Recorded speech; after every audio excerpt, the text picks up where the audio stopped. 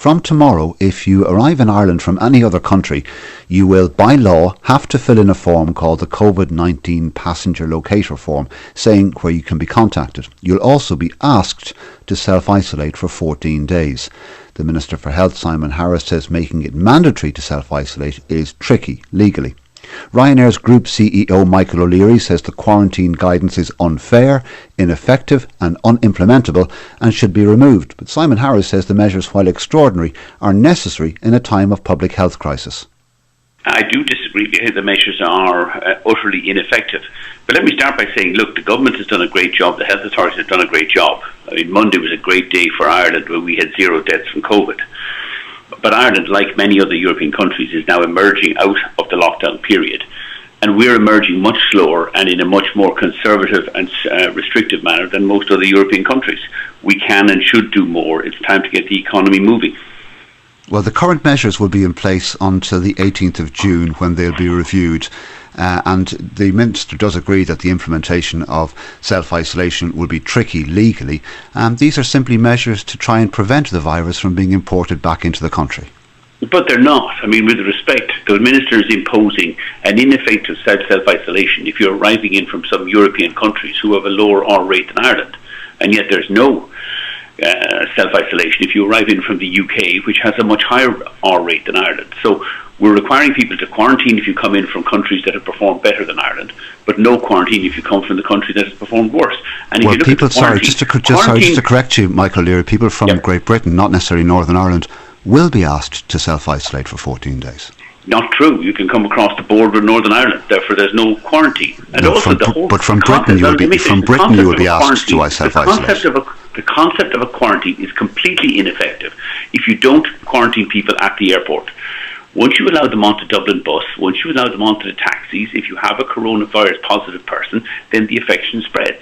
A quarantine that gets imposed only after you've used public transport to get to your eventual destination is not a quarantine. It is simply political game playing. It's quite clear the scientific experts across both from the European Centre for Disease Control and the EASA have allowed people to move again. All of the Italian countries are lifting their travel restrictions. They're removing ineffective quarantines at a time when Ireland is imposing an ineffective quarantine, but they're doing so using face masks. That's what Ireland should be doing. It's time to go back flying. Ryanair will be flying from the 1st of July to countries all over Europe, but we require you to wear face masks. In a letter from on May the 8th, Dr. Tony Hoolan, the Chief Medical Officer here, said the principal public health objective of the National Public Health Advisory Team's advice is to eliminate, in as far as is possible, all non-essential travel. In particular, NPHET is concerned that Irish residents may be actively planning to resume travel overseas in the near term for tourism purposes. His priority is to try and keep the virus out of the country. Well, I mean, it's a bit late. The virus is already in the country, but it's being successfully tackled by the government and by the health authorities. But the point we're making, that was May the 8th. We're nearly now at the end of May. Italy has opened up for tourism, removed all travel restrictions. Spain has opened up for tourism, removed all travel restrictions. We're going back flying on the 1st of July. And yet at that moment of opening, Ireland introduces an ineffective quarantine which has no basis in science, no basis in health measures. And all we're saying is all of the science across the airlines, across Europe and across the world says wear face masks. That's the effective protection. Useless quarantines or ineffective quarantines don't work. And we're also calling today, by the way, if there was more use of face masks, things like hairdressers could now open up before the end of June instead of waiting until the 20th of July. The government needs to explain why Ireland, with one of the best records in tackling the COVID-19 virus, and they deserve great credit for that, now is imposing the most stringent lockdowns of any European country. We are being overly conservative. It is time to reward the Irish people with relaxation of these measures. We would call for, instead of 3-week gaps, 2-week gaps, and straight away remove an ineffective quarantine. And a more liberal use of face masks would allow things like hairdressers to reopen and would allow the people to start travelling on holidays, which, by the way, they will do from the 1st of July when Ryanair goes back flying. On the issue of masks, just want you to hear what was said on Prime Time last night. Here's the head of surgery at the Mater Hospital, Professor Ronan Cahill. And that has implications for things like airlines, who really are talking a lot about masks at the moment, because if you're just focused on just one view of the how masks work, you won't see that horizontal plume. You wouldn't like to be sitting beside someone who's wearing a mask and breathing, speaking or coughing. Although we can have research that shows this stuff, we really need experts in each industry to come forward and make sense of it for their own area.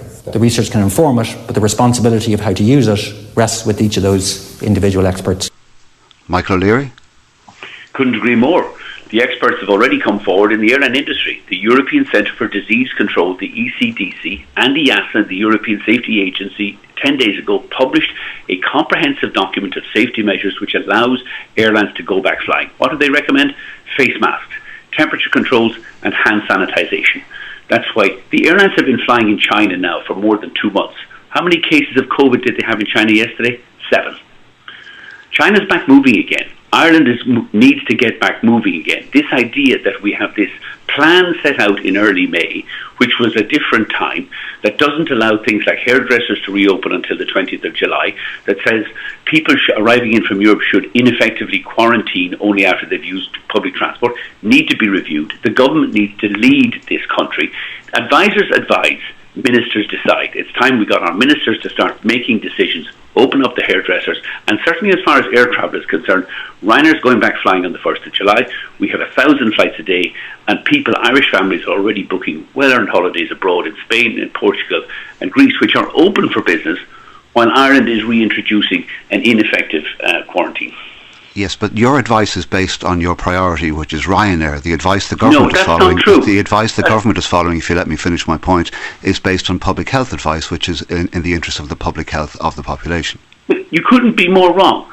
Our advice is based on the comprehensive medical advice produced by the European Centre for Disease Control, the EU Medical and Safety Agency, the Uber boss. They say go back flying, but with passengers and cabin crew wearing face masks, everybody wearing face masks in terminal buildings where social distancing isn't possible. That is the science. That is the advice. It's free, it's safe to go back flying. And by the way, if this government made a more liberal use of face masks, you could readily reduce from 2 metres to 1 metre, achieve physical separation, and allow things like hairdressers to go back to work as well. It is time we went back to work. The science supports the airlines going back flying, not even on the 1st of July, going back flying in mid-June. That's why Spain is already opening up. Spain, which had a much worse COVID record than Ireland, has removed all travel restrictions. So has Italy. So has Greece. The Irish families are booking to go abroad, and they can do in perfect safety, fully supported by the science of the ECDC, the European Centre for Disease Control, and EASA.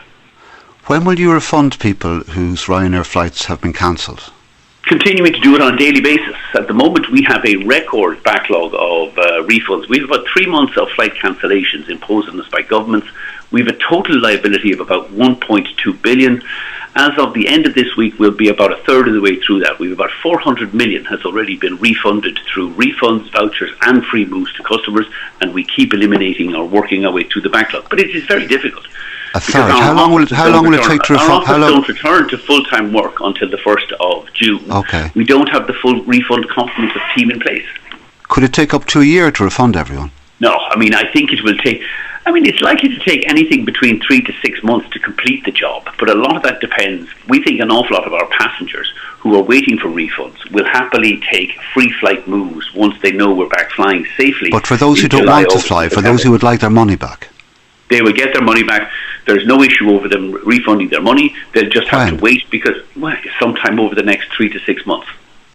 That's Ryanair's Michael O'Leary, 23 minutes past 8.